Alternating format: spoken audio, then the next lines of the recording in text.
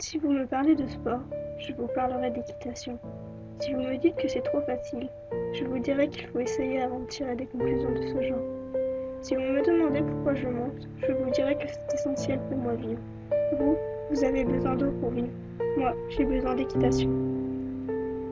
Je fais partie de ces filles qui, dès qu'elles arrivent à leur centre équestre, se sentent bien, libres, oublient tous leurs problèmes.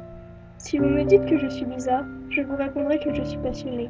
Pour comprendre cette liberté dont j'ai la chance de vivre, il faut monter sur ces grands animaux qui peuvent vous porter où vous le désirez. Ces grands animaux qui peuvent vous faire rêver, mais aussi vous faire peur, vous faire tomber, et là, tout s'arrête. Oui, il y a des chutes pour lesquelles on trouve la force de se relever, de remonter, et d'autres, plus rares, où on reste allongé par terre, on ferme les yeux, et plus jamais on les roule. Ce sport est magique, croyez-moi, mais il est aussi dangereux. Il faut être passionné pour vouloir risquer sa vie, et je le suis.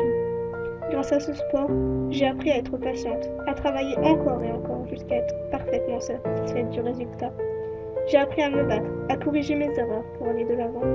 Mais surtout, j'ai appris que pour aller plus loin, il faut agir ensemble et non l'un contre l'autre.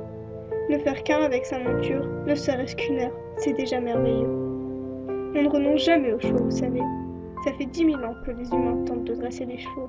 Chaque humain recommence avec chaque cheval. Le même travail, la même aventure, difficile et périlleuse. 10 000 ans qu'on tombe, 10 000 ans qu'on se relève. Qu'on invente les voitures, qu'on invente les avions. Et pourtant, on continue de monter à cheval.